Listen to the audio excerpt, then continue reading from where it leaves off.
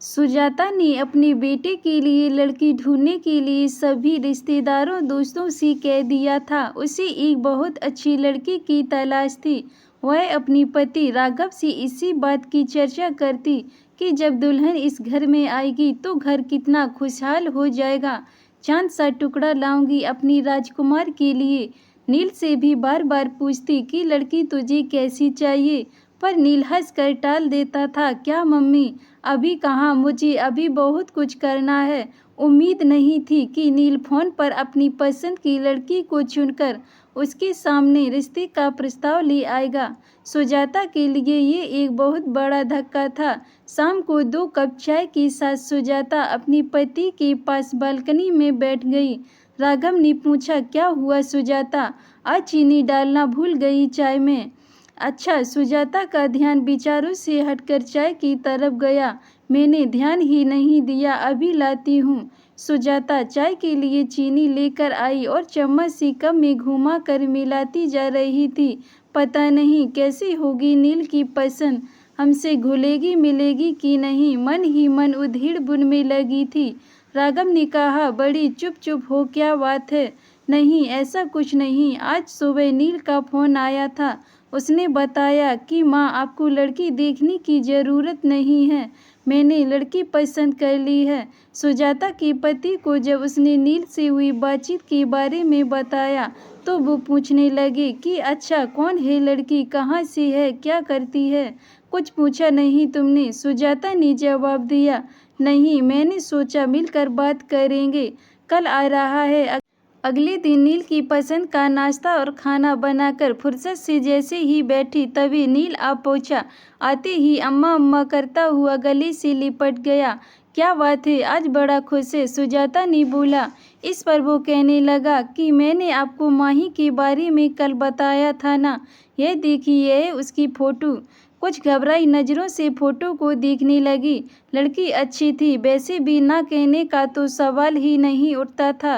नील की पसंद जो थी, पर अपने लिए अपनी तरह से रिश्तेदारों में जान पहचान की लड़की देखने की उसकी इच्छा हमेशा रही थी।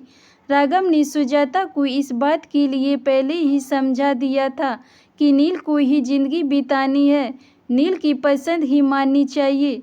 एक तरफ से सुजाता भी अपने मन को समझा चुकी थी और अपने बेटे की खुशी में खुश रहना चाहती थी। कैसी है अम्मा? नील ने उत्सुकता से पूछा। प्यारी है। कहाँ रहती है, क्या करती है? सुजाता ने जवाब देते हुए उसे कई सवाल कर डाले। माँ, मेरी कंपनी के पास एक कंपनी है, उसमें जॉब करती है। उसके घर में उसके मम्मी पापा, एक छोटा भाई है। आपसे मिलवाना चाहता हूँ। नहीं बेटा, तुमने पसंद कर ली तो हमने पसंद कर ली, उसके पापा ने कहा। उसके मम्मी पापा बात कर लें, फिर इस रिश्ते को आगे बढ़ाएंगे। नील ये सुनकर बहुत खुश हुआ और माही के मम्मी पापा का नंबर तुरंत अपने मम्मी पापा को दिया। कुछ दिन बाद दोनों का रिश्ता पक्का कर दिया। माही सांवले रंग रूप की थी। हाँ, आंखें जरूर बड़ी थी, लेकिन उसे देखकर सुजाता को लगा कि मैं तो इसे अच्छी लड़की ढूंढ कर लाती। गोरी चट्टी पर मन महसूस कर रह गई। सगाई धूमधाम से हुई, सगाई भी हो गई, पर सुजाता को चिंता थी कि कोई मेहमान बहू के सामने रंग पर ना कुछ बोल दे। लेकिन उसने देखा माही के चेहरे पर एक मुस्कुराहट रहती थी। दुल्हन थी माही, पर फिर भी सबका ध्यान रख रही थी। आपने पानी लिया, कुछ खाया? सब रिश्तेदार तारीफ करते नहीं थक रहे थे, पर माही ज़्यादा बोलती नहीं थी। शायद उसकी आदत ही ऐसी थी, कम बोलना। सुजाता को माही से ज़्यादा बातें करने का समय नहीं मिला। पहले मेहमान रहते रहे, फिर वह हनीमून चले गए। वहाँ से लौटे तो दोनों की छुट्टियाँ खत्म हो गई थीं और दोनों दिल्ली लौट गए। नील ने 2 कमरों का एक मकान किराए पर लिया हुआ था। माही और वह दोनों साथ ही निकलते थे। दोनों की कंपनी पास पास थी। फोन पर थोड़ी बहुत बात हो जाती थी, क्योंकि सुजाता को हमेशा राघव से माही की ही बात करनी होती थी। वह हमेशा कहती, माही शायद हमें पसंद नहीं करती।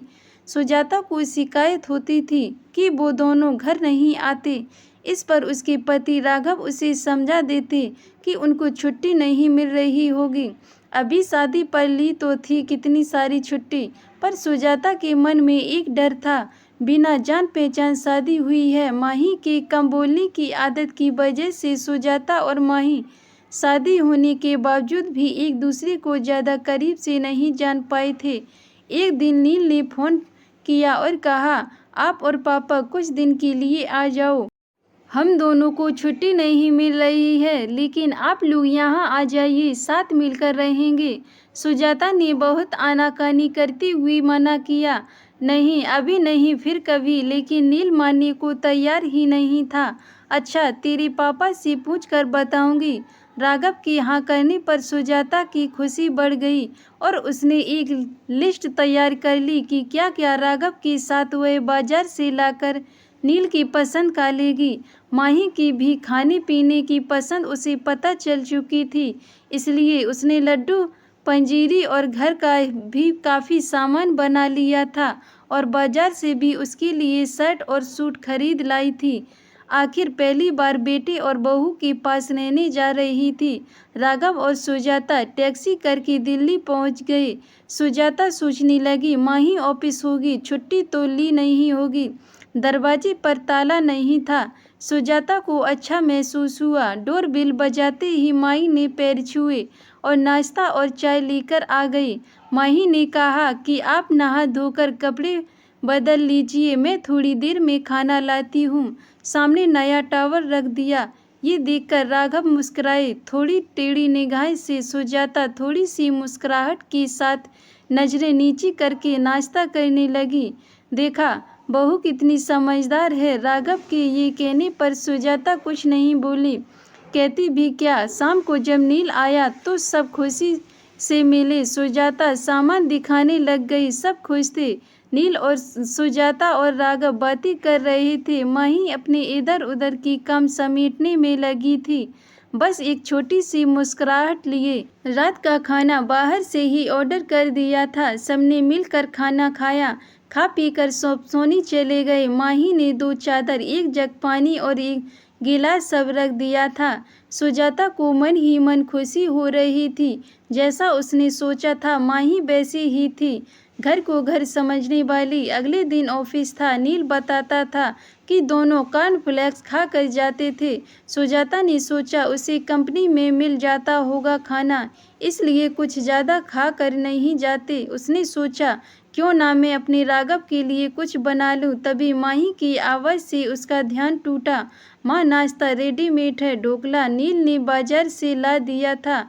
सुजाता ने देखा माही नया सूट पहन कर तैयार थी। ये वो सूट था जो सुजाता लाई थी। माही ने आगे बोला, खाना बना दिया है, खा लीजिए। आपने दिए सूट में माही को देखकर सुजाता को खुशी महसूस हुई कि माही ने दिए का मान रखा। सुंदर लग रही हो माही, सुजाता ने धीरे से कहा और तुरंत बात पलट दी। अरे मैं बना लेती नाश्ता। माही ने कहा, नहीं माँ, आप क्यों काम करेंगी, अच्छा चलते हैं, कहकर गले लगकर ऑफिस के लिए निकल गई। सुजाता ने माही की आंखें पढ़ ली थीं कि बिजी होने पर भी छोटी छोटी बातों का ध्यान रख रही थी माही। राघव सुनो, सुजाता ने अपने गालों पर हाथ रखकर कहा, मुझे माही के गले लगने का स्पर्श देर तक महसूस हो रहा है। आज बेटी होती तो ऐसे ही गले लगती। राघव ने भी अखबार पढ़ते पढ़ते भावुक दिल से हाँ कहा। लेकिन अगले दिन राघव से सुजाता कहने लगी, क्या फ़ायदा आने का, दोनों को छुट्टी भी नहीं है और टाइम भी नहीं बिता पाते हमारे साथ। राघव ने भी हाँ में हाँ मिला दी। सुजाता कहने लगी कि 1-2 दिन में हम चले जाएंगे। अगले दिन माही सुबह ही नाश्ता बनाने में लग गई। सुजाता ने माही से कहा, तुम तैयार हो जाओ, मैं ये सब कर लूँगी। नहीं माँ, आज शुक्रवार है, हम दोनों ने छुट्टी ली है और शनिवार इतवार की तो छुट्टी होती ही है हमारी। 3 दिन आपको ये शहर घुमा देंगे। मन ही मन सुजाता मुस्कुरा रही थी कि बेटे बहू के साथ पूरा दिन बिताएंगे। चारों घूमने निकल गए। जहाँ भी संभल कर चलना होता माही तुरंत सुजाता को हाथ पकड़ लेती। 3 दिन पता ही नहीं चले। अगले दिन सुजाता सुबह ही उठकर रसोई में आ गई। माही तुरंत बोली, मम्मी जी कुछ चाहिए? नहीं, सुजाता ने कहा, मैं तो इसलिए चली आई कि दोनों मिलकर काम करेंगे, सब काम जल्दी हो जाएगा। ये सुनकर माही मुस्कुरा दी। दोनों ने मिलकर नाश्ता बनाया और माही ऑफिस के लिए तैयार हो गई। नील और माही चले गए। सुजाता राघव से माही की तारीफ किए जा रही थी और राघव मुस्कुरा रहे थे। तुम वही हो जो माही के लिए इतना डरी बैठी थी। सुजाता धीरे से मुस्कुरा दी थी। शाम को नील और माही ऑफिस से आए। खाना खाते समय राघव ने कहा, नील हम कल जाने की सोच रहे हैं। नील ने कहा, अभी तो कुछ और दिन, अभी तो खूब मन लग रहा है। आप अकेले तो महसूस नहीं कर रहे? नहीं नील बेटा, तुम्हारी मम्मी साथ है ना, तो दिन आराम से कट जाता है। कभी टीवी देख लेते हैं और कभी अखबार पढ़ लेते हैं। ऐसे में समय का पता नहीं चलता। नील ने कहा, तो फिर क्यों जाना है?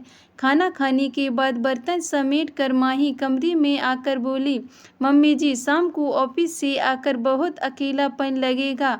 आप दोनों के आने से रौनक हो गई है। थोड़े दिन और रुक जाइए, या तो मैं कहती हूँ कि आप हमारे साथ ही रहिए। वैसे भी हम पापा जी रिटायर हो गए हैं, कोई काम नहीं है। आप दोनों का ध्यान हम पास रहकर ज़्यादा अच्छे से रख पाएंगे। जो माही बोलती नहीं थी, वह आज बड़ी बड़ी बातें कर रही थी। राघव और सुजाता एक दूसरे को देखकर मुस्कुरा रहे थे। सुजाता ने माही के पास आकर उसका हाथ अपने हाथों में ले लिया। कहने लगी कि कितना ध्यान रखती हो तुम हम सबका। नील बड़ा किस्मत वाला है जो हमें एक अच्छी बहू मिली। इतनी अच्छी तो मैं ढूंढ भी नहीं पाती। ये सुनकर माही सुजाता की गले लग गई। माही बोली, मम्मी जी मैं भी किस्मत वाली हूँ जो ऐसा परिवार मिला। प्यार और अपनेपन की वजह से दिल की बात दिल तक पहुँच गई थी। आजकल दोनों के रिश्तों में बदलाव आया है। समझदारी और प्यार से रिश्ते मजबूत होते हैं। धन्यवाद दोस्तों।